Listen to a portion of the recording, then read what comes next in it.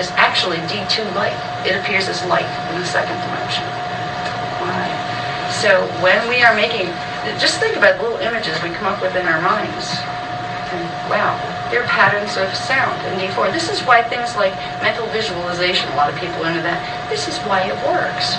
When you begin to visualize, say, events that you would like to see happen, if you visualize that here in D3, don't think it in words. You think it in pictures. You put yourself there. They always tell you, put yourself there and make it as real as possible, as if you're walking around in the image. What you're doing is creating an energy signature here in light, which is creating it in sound in D4, which enters into your crystal body and becomes part of the crystal body. Now, the crystal body has a couple of things that it does. It not only holds our form together, this is what creates our holographic perception of manifest three-dimensional reality. So when you put a new program into it, it will, in some form or another, come out here. We're like projector machines in a movie theater. Okay? When you program the crystal body, it's called cellular memory. Everything we go through, this room right here, our crystal bodies are taking all this in. And they're making an imprint of it in energy, and they're holding it. This is where the concept of karma comes from. Every energy signature we walk through becomes a part of us, and it will cycle back out until we change that pattern. Because the crystal body projects energy, projects particuli outward. We think this is all separate from us. It isn't. It's a part, right now, we're all sitting in the middle of a unified field of particuli grids. All of our crystal bodies are interacting with the crystal body of the space between our objects, and we're all experiencing a hologram that's created by the refraction of light and sound. And it's because their consciousness is pulsating at a certain rhythm that we're all seeing it at the same time. Because if we weren't pulsating at the same rhythm, some of us would be seeing something else, and we wouldn't appear in the room either. So it's a very manifestation is a very complex science. Heliotic science will lead to an understanding of that. But it's the most important thing is to just start with the basics. And the basics are understanding what you're composed of, what you're made of. And to realize, too, that it's not just your physical body that's made of these. The parts of yourself that you can't see are also made of these. And those parts are, for instance, your conscious awareness. Like, yeah, I know I'm conscious. What is that stuff? You know, like, where is consciousness? What is it? Where did it come from? I know I have it, but where is it exactly? You know, these are hard to answer questions. And most people really don't know. They just know they have consciousness and they're awake and aware. Well, we have consciousness. Our cells have consciousness. Our bodies are conscious too in their own ways. We can learn to use our minds to tap into our bodies. We can read it and we can diagnose ourselves. We can learn many things about healing ourselves that way. But we can also learn to expand our consciousness by playing with the kelons and playing with our particuli grids. You can merge the three-dimensional grid. Okay, we have a grid, we have a D1 grid for our physical body, a D2 grid for our emotional body, D3 grid for our mental body, where our minds are focused now. We have a D4 grid, which is what some people call the astral body. When you link this line of focus, the D3 grid, with the D4 grid, you move yourself out of your body and you can travel. And this has been an ancient art for many, billions of years, really. This is part of the natural human. And most of our species has forgotten the ability to do this, but we're reawakening to this ability now. Now, this has to do with what our DNA can handle, too. When you merge those two grids, the three-dimensional mental body grid with the fourth-dimensional grid, you are creating a higher vibration of energy. If your genetic code is not activated to a certain level, it won't be able to pull memory in from that. You'll go, because every one of us go astral every night. We go back to source. We go all the way to the 8th dimension and through to what's called the galactic core, where we pick up energy to rejuvenate our consciousness. And then we come back here. The reason we go to sleep is because our physical genetic code cannot process those higher frequencies of energies yet. But as we evolve, it will be able to do that. We will need less sleep. We will need much less of all the things we depend on here. We will need less food. We will need less water. We will need less air. Our biologies can be expanded by linking the particuli grids that we have here with the higher dimensional ones. And we will begin to remember our experience. Our dream reality, what we call dream reality, is other dimensional reality. Some of it's processing of stuff we picked up here that we didn't assimilate. But other parts of it are legitimate experiences in travel through other dimensions, higher dimensions. Comes back in pieces that we can't make sense of yet, because we don't have the full genetic code that allows it to flow through and process. It's like having a computer that can't handle the programs coming into it. It needs a bigger program, so we got to reprogram the DNA. The way to reprogram the DNA is by reprogramming the light body, or the crystal body with the light symbol codes. And it's really not that hard to do. It sounds complex, but a lot of people have been doing this for a number of years now. In the New Age movement and everything, they've been using meditations and sound and visualization and all those things. They're not a bunch of nutty people that are just making weird sounds and doing weird things with their minds. They might not have the scientific basis for what they're doing. But what they're doing when they start running sound frequencies through their body or toning, they're directly affecting how their Partakai grid is vibrating. You can raise its vibration or you can lower it. You can make your kilons build up or you can make them tear down, depending on what sounds you put in, depending on what electromagnetic currents you're exposed to, and depending on how you use your mind and your thoughts, because your thoughts are Partakai, which means they are energy. And that energy will affect the body and everything around you. This is the substance behind all those claims of mind over matter. This is why mind can work over matter. We're not real good at it here in our time and space. There were times in our species development many, many eons ago where we were more advanced, we had more DNA plugged in, that we had complete control over matter with our minds. It was nothing. It was like breathing. Well, we have to relearn that process. And this is one tool. There's one tool that can help move us in that direction. So, I'm going to take a break very soon. Yeah, before I get into this, I'll let you look at this and then I'll talk about it a little after the break. I just need to get something to drink and breathe for a couple minutes. I'm getting tired. Okay. Very we nice. take 5? All right. Okay. All right. Alrighty. For the second part of my discussion, I would like to get into a little bit of Kilanta on a personal level. Alright, we learned before that we have a crystal body, and it's composed of Kilans and Partakai, and we can affect change in our physical bodies, in our consciousness, and in our lives by learning to use these energies within our own bodies. Now, a lot of people have heard of the chakra system before. Some people believe it's real, some people don't. It's considered levels of subtle energy that surround the physical body and that move through the physical body at different levels. Well, the Guardians have assured me that yes, we do have a chakra system. For those who aren't sure whether it's real or not, it is there. It is actually a series of Partakai grids. You can see down here on this little one. Our physical body was here, all right? All of these levels, kind of like being on the inside of an onion almost. These are energy fields, and they are Partakai grids. And we have one for each of the 15 dimensions surrounding our body. Now, the average one goes from first to the 7th dimension. That extends about 300 feet out around us. We don't see it because it's pulsating at different rates than what our perceptions are tuned to. So we don't see those energies unless we learn to shift our consciousness to a different level of perception. Then you can see them. People who develop their psychic senses are learning to perceive higher pulsations of energy, faster pulsations, so they are able to see the structures of subtle energy bodies. Now, most people who study chakras know that there are, they say that there are 7 primary chakras within the body. There are actually 15 primary chakras. All right. The 7 that most people refer to are within the body. And I'm not going to cover those extensively tonight because there's a tremendous amount of written material on those. You could, Barbara Brennan's books are wonderful on that. She has a book called, what is it? Awakening. One of them is Awakening the Light Body. Hands of Light is the first one. This will give you an excellent analysis of the first 7 levels of the bioenergetic field and the chakras and how they work.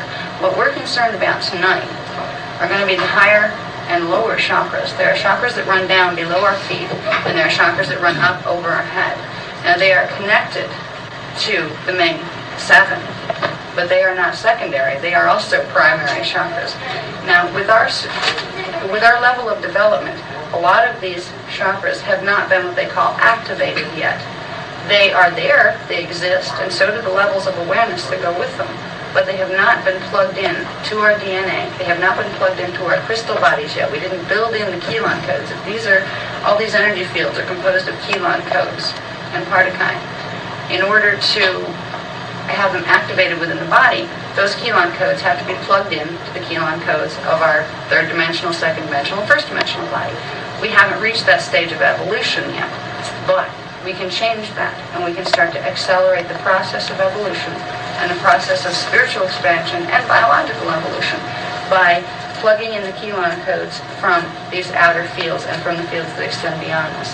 Now, the main chakras that I would like to teach you about tonight, I'll show you our numbering system. We follow the basic 7, like most systems of chakra analysis do. You have the first, which is the base chakra, the second, which is the sacral chakra, and it's around down in here over the reproductive organs somewhere. And up here would be where your navel is. And around here is the solar plexus chakra, is the 3rd chakra. Okay, and that, I'll get into what they apply to in a minute. 4th chakra is the heart chakra. That connects to your astral body. And the 5th chakra is the throat chakra. And I'll get into what that connects to in a minute.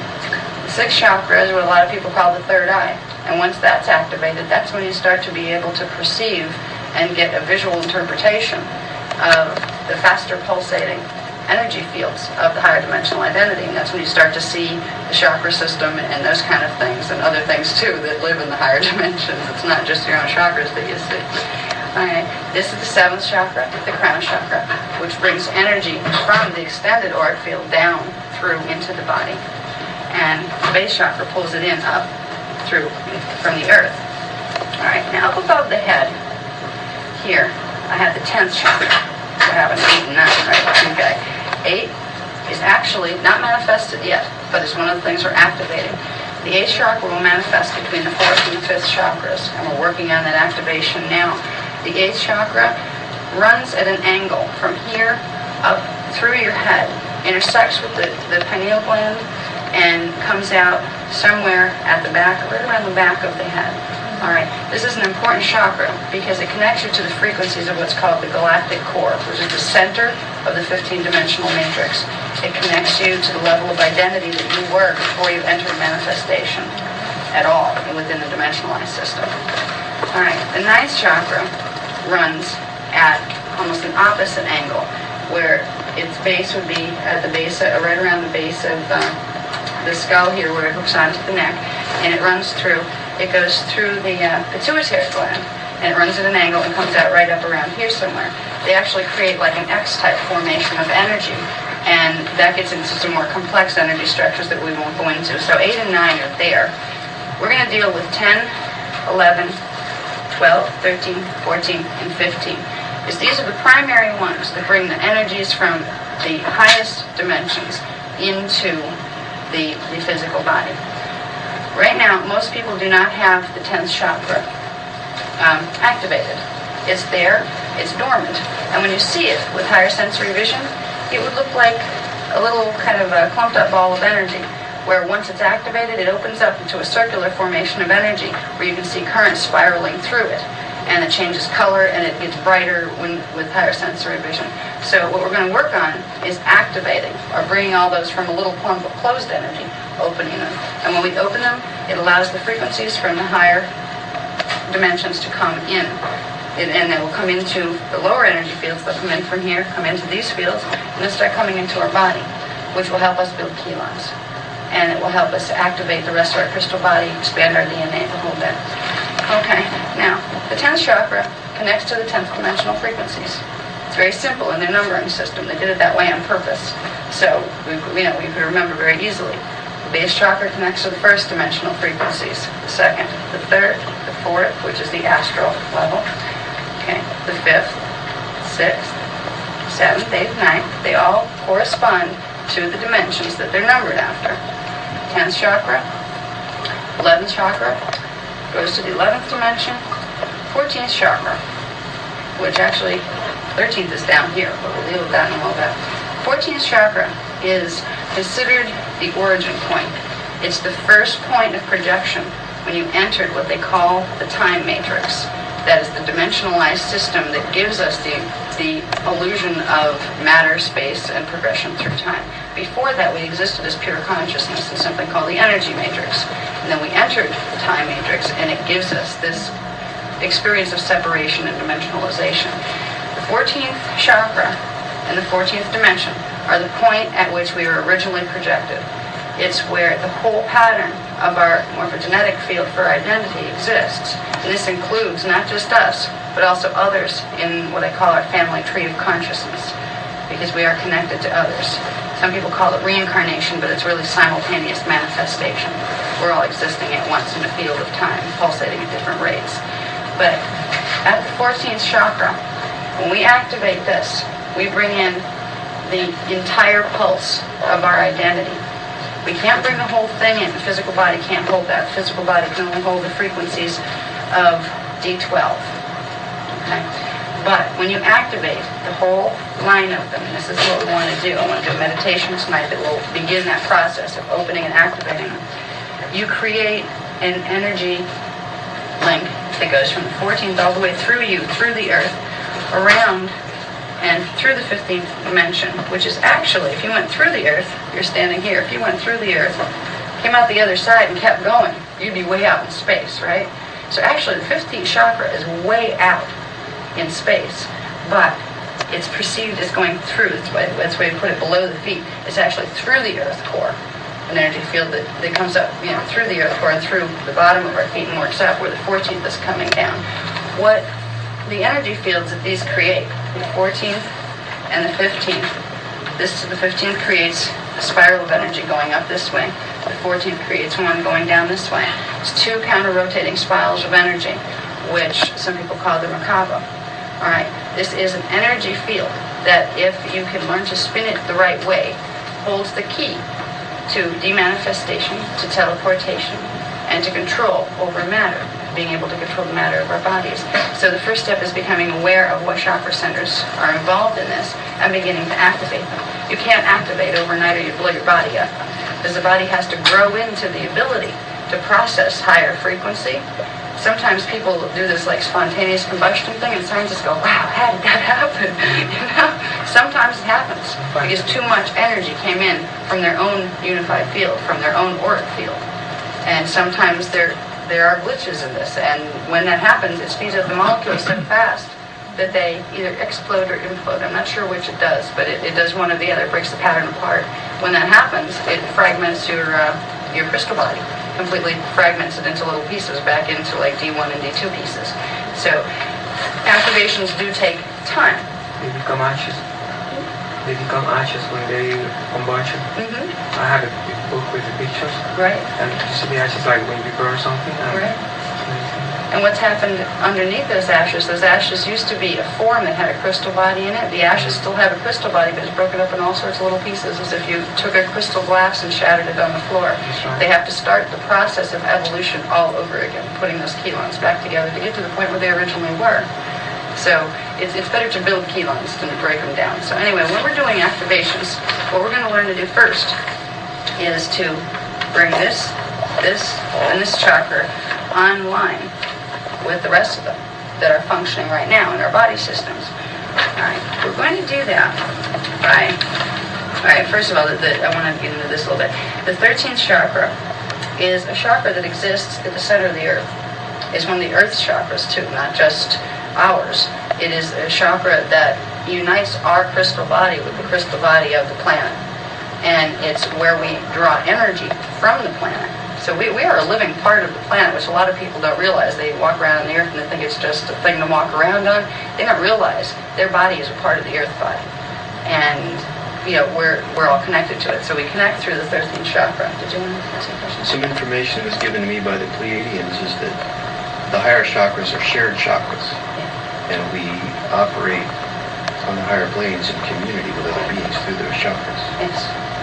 Yes. So I'm going to keep it simple for tonight, though, and keep on basically what we can do with ours, and later we'll get, in other classes or other times, we'll go into, you could write a book on each chakra, explaining what it does, what it's connected to, what its function is, how to use it in the best ways. So, there's a lot of information that goes with them.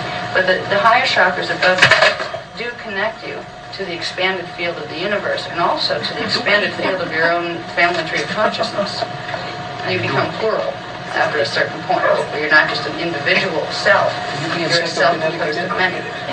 Just like if you look at yourself now, and you think of yourself as a child, all those little childhood memories, now, they don't seem to be a separate, different you, right? They were just you at a different stage, right? As we evolve and as we start to activate the higher chakras, we start to understand that the other identities in our family tree of consciousness are kind of like us at different stages, and they're all us. And you start to refer to yourself as a we, because you know you are. We are all plural. We think we're separate and individual. And that's one of the learning experiences we have within this dimension right now. But we're actually part of a larger consciousness that knows itself as self. And it's not something that controls us, it's something that is us at a higher level of evolution. Just like we are a higher level of evolution for that child that we were once. So that gets into the plural concept, where it connects you to more than just, yourself. But I just want to get us familiar with how the chakras run, where they are. So if you say, gee, I want to activate my 10th chakra, where's that? It's right up here. It's about 6 inches above the head. It's above the crown chakra, directly above it. And it's right around in there. It's a little higher, a little lower on some people. The 11th chakra is about 18 inches above the head. So when we're visualizing this stuff, it helps to know, because if you don't have your higher sensory perception, on yet, you have to visualize it. You have to imagine it there. Okay, where would that be? It'd be right about here. The 14th one is you could picture it about 3.5 feet above the head. And then the 15th one, you could picture it going right through the earth and way out into outer space on the other side of the planet. So you're going through the earth. That is an important connection, because it's actually a line of energy that runs all the way down through. Connection to the cosmos, but also to the earth core. All right.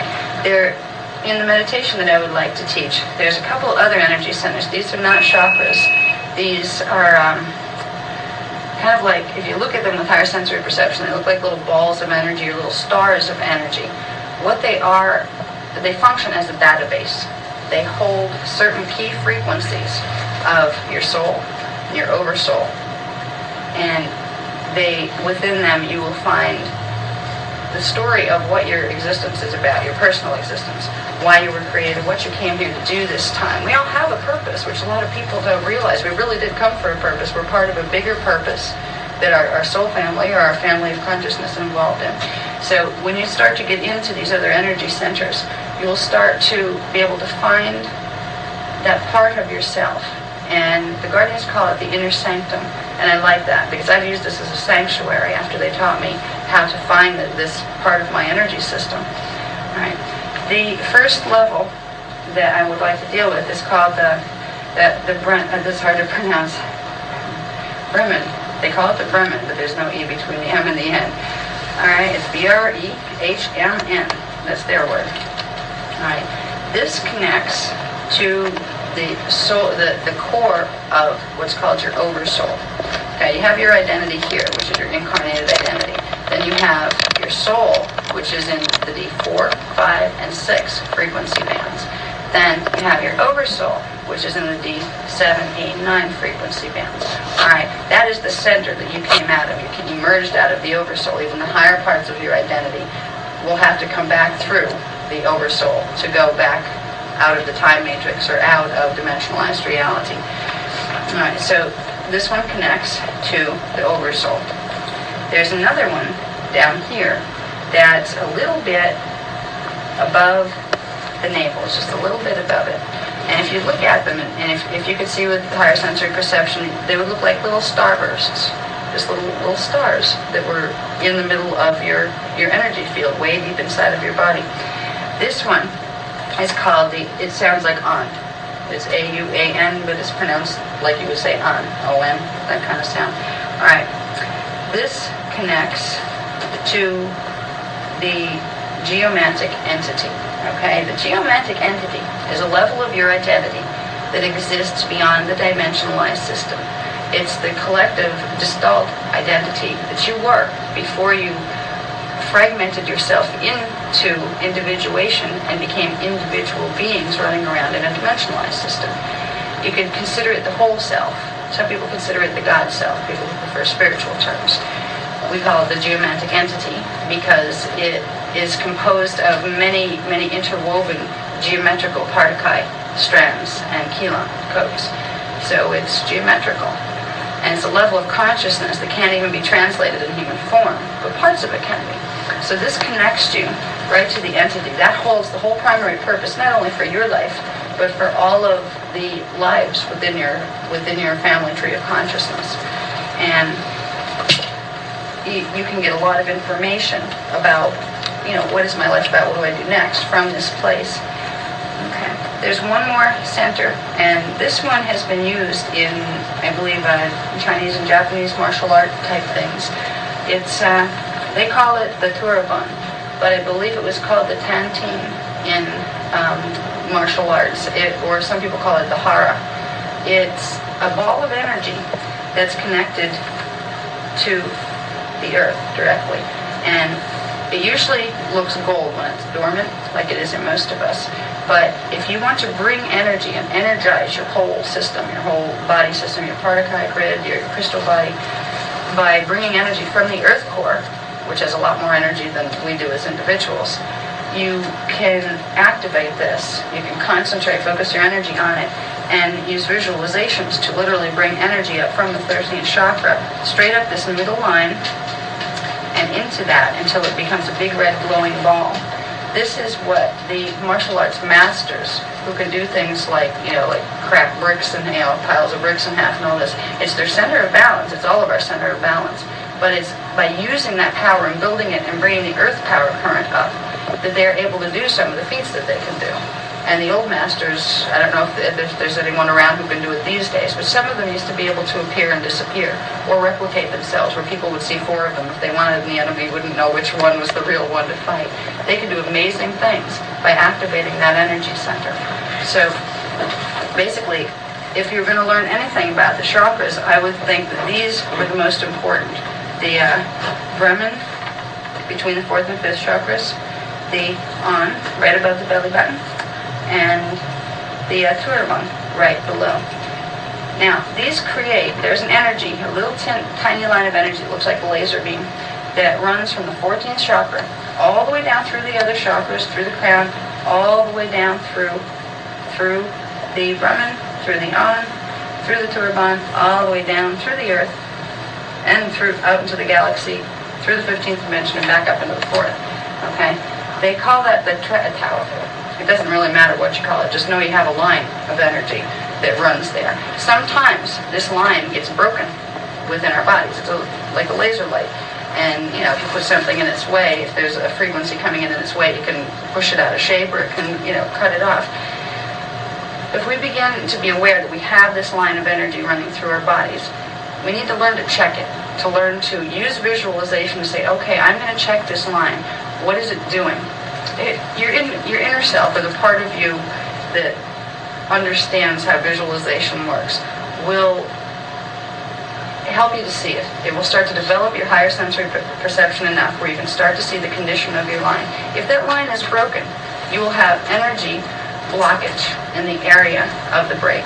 You will also have energy leakage, which can build up in other parts of the body and the organs, and it can create physical disease, and as well as other problems. So one very therapeutic thing for all of us to do is become aware of that main trital line running down through, and aware to check. Just lay down at night before you go to sleep. Say, where's this line? And start trying to find it. And eventually you will find it. If you use visualization, I know it's there. Eventually you'll feel it. And once you start to feel it, that you're really on. There's a feel to this too, not just a visual, but a feel. You'll be able to then use the visual translation to see where the breaks are in the line. What they are is they're breaks in the particle grid pattern. You can use visualization to fix that line of energy. And what you're doing is using fourth dimensional sound to correct the pattern and realign it. That's one of the most important things you can do when you first start working with the crystal body and the energy, is making sure, because it grounds your energies into the earth, and it also aligns you with the higher dimensional aspects of your own identity. So it's one of the basic things that the guardians have stressed that was most important. Now, I'm going to get into one more quick picture here.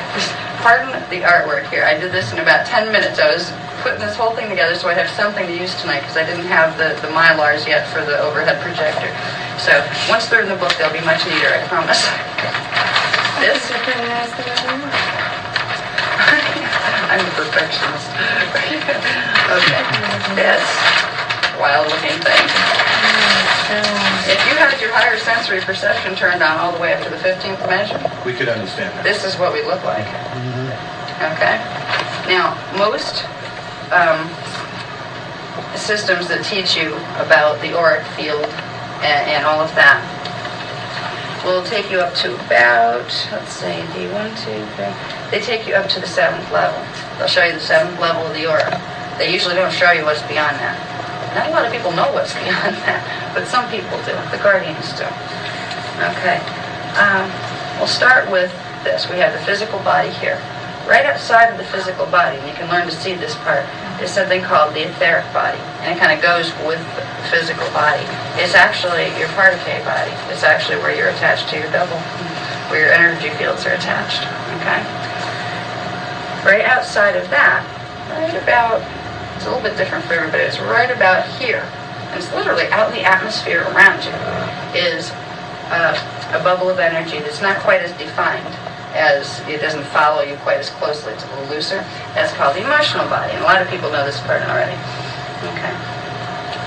Now, the emotional body corresponds with the second dimension, and that means the second chakra also corresponds with the second dimension. Okay. So this level of your aura is your D2 frequencies, your D2 particle grid. Now, the next level up here is your mental body particle grid.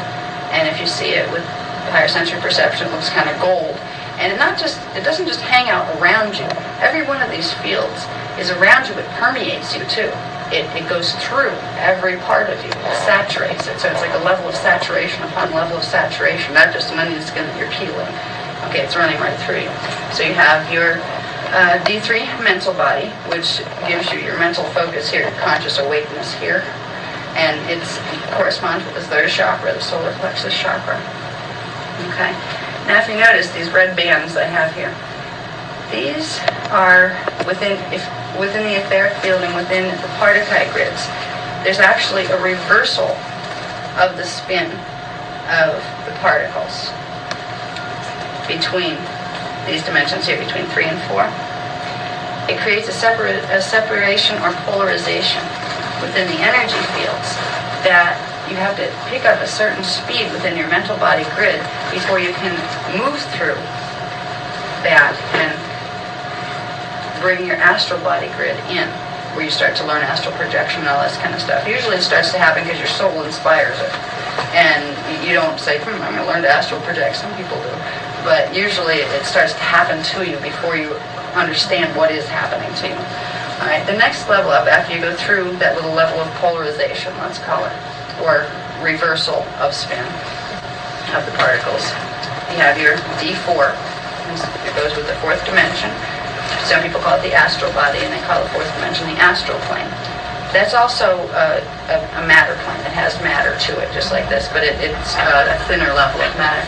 Up here is D5, and it creates the fifth level of the auric field, which is called by some the etheric template. I like that term. That's a term that Barbara Brennan uses. When I'm speaking with the Guardian Alliance, they tend to use terms that are, for one, hard to pronounce, and for two, we've never heard of it all before. You know, they have their own language, and instead of using some of their terms for these levels, I'm just going to stick with Barbara Brennan's interpretation because it's a lot easier. All right, so we have the etheric template. She calls it that because this level of the auric field, the fifth level, actually sets the pattern that the etheric body will hold, which sets the pattern for a double and for a physical body. Okay, so if we want to change structures in our physical body to a large degree, we have to access the fifth dimensional level of our particle grids. Excuse me one moment. When you say change structures, what do you mean by structures? Irwin's, like Ruben was saying, if you were able... Diseased organs? Yes. Yes, Really? you can create healings. There are techniques that they have taught me for personal healings, where once you can learn to move your consciousness out of your body and into higher states, there are experiences you can go through in those higher states that will directly affect the condition of your physical body. I've had my back fixed that way a couple times because my back likes to go out on me. And when it's corrected from that level, from the fifth dimensional level, the fix holds a lot better. It lasts longer than if I try to do it from just like a D3 level of perception. Do you do it or do they do it? Sometimes they do it and they're teaching me how to do it. So I guess they're getting sick of putting me back together. Because they've done that a couple of Then you times. could teach us how to do it. Yeah. I could, share, at some point I will share with you some of the things they've taught me. Okay, out here is the sixth level of the auric field. That's, in Barbara Brennan's terms, is called the celestial body. Okay? We basically just refer to that as the third level of the soul body. We consider D4 the first level of the soul body, D5 the second level in the center of the soul body, and D6 the third level of the soul body. So there's three-dimensional frequency bands that compose your soul identity. Okay, and they're directly attached energetically to you. And it's the process of bringing them in to the body more to become conscious of it. All right. Now up here, there's D7. Barbara Brennan calls that the catheric template. We call it the first level of our monadic identity. Okay. A monad is basically the primary three tones that we were created from before we broke down into a double and ourselves, a part of come being and a part of K being. The monadic identity, which is composed of D7, D8 at the center, which corresponds with the galactic core literally out there in the universe someplace, and D9. They are our monad, and we call it the Pura. That's what the Guardians use. Other people have called it the monad, and they said that either term is fine. So D7 is the last level where you experience form. All right, like matter form at all. You don't have a physical body in D7. You have kind of like a pre-matter, semi-solid type body. In the soul body, you do have a matter body. It's not as dense as this one, but it is still a body. So once you hit D7, after you evolve past D7, you just don't have form anymore, your consciousness. All right, but these levels of our identity exist right around us at all times, and we can evolve into bringing them into the body. You can have a D7 or a D8 awareness in a body, but the whole codes for D8 won't be activated, because if they were, to blow you out of form manifestation. All right, so one of our primary objectives in learning to evolve, to consciously evolve, and to evolve our DNA and to evolve our spirit, is to learn to activate these three frequencies of D7, 8, and 9 within the body, because that brings in higher dimensional aspects, and it also allows more rapid acceleration of the double and you merging with each other. Okay. Now out here in the earth field, we have dimensions 10, 11, and 12. These correspond with dimensions 10, 11, and 12. They are the 10th, 11th, and 12th level of our identity and our auric field.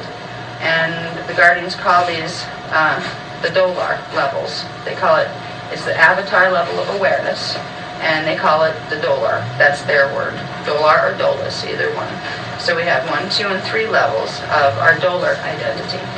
Then these bands out here, which are way out in the universe. This is where we're connected to the universe, and we're connected to the dimensionalized system, the 13th, 14th, and 15th dimensions.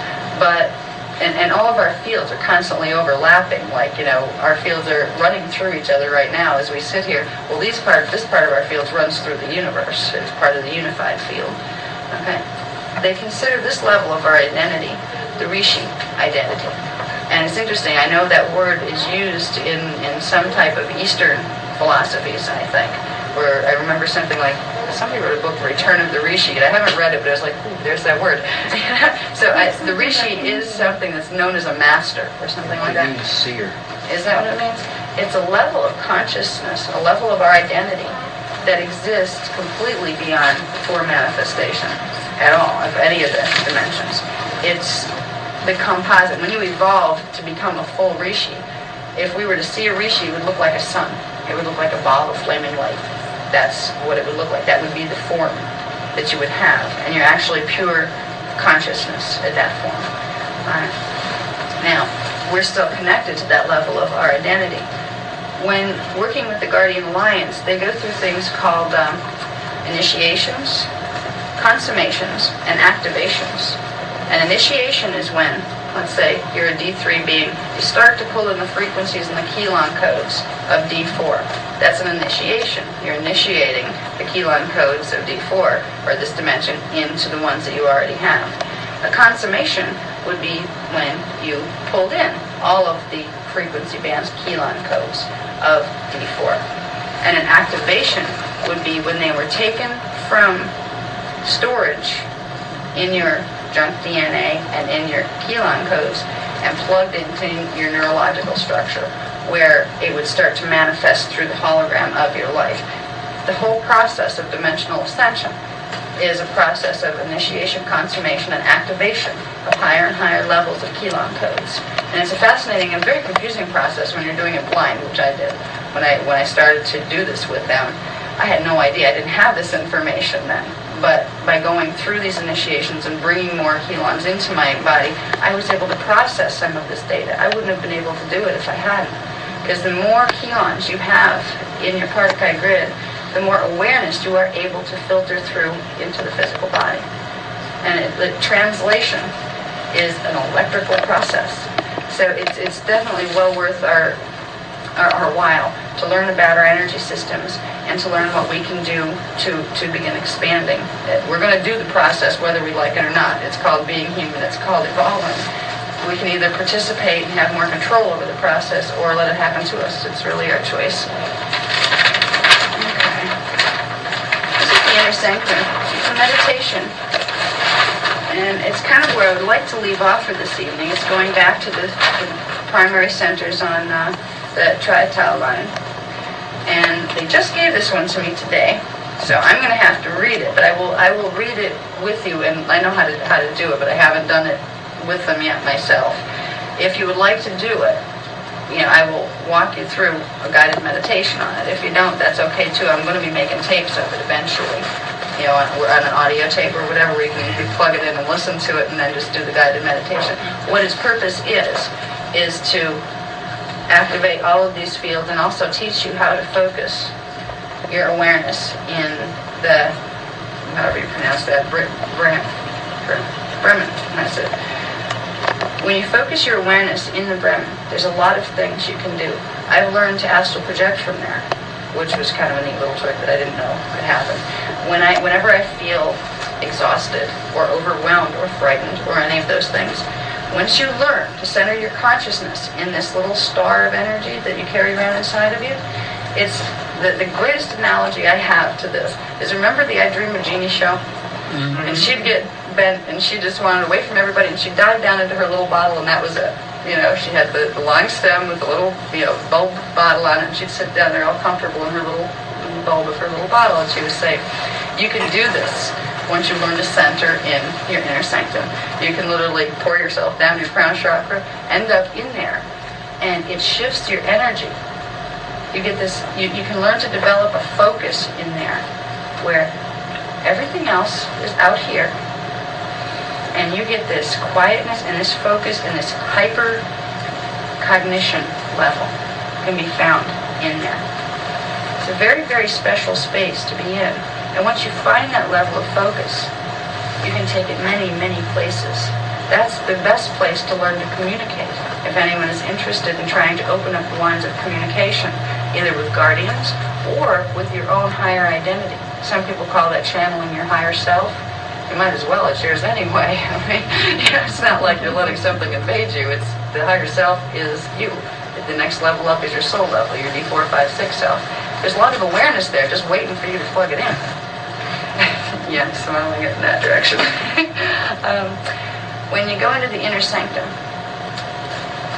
you will find a place to start, a place to focus. It's your connection to the universe space. It's also a lot more than that. But that's all we really need to know for tonight. So, are you interested in doing it tonight? Yeah. Or, Yeah, yeah, you want to do it tonight? Okay. Could do it at the plate though. Makes it a little... You need to be sitting down or spine straight and all that. Whatever's most comfortable for you. A lot of them, especially when I'm learning new ones, I tend to lay down. There's just too much energy to keep my body up and focused too, so I tend to not keep my body up. Whatever's most comfortable for you. Okay. And I will do my best to walk us through this nicely. Once I get more familiar with it, I'll be able to do it off the top of my head and probably go with you. We don't need that one. Just turn it on. Did you see?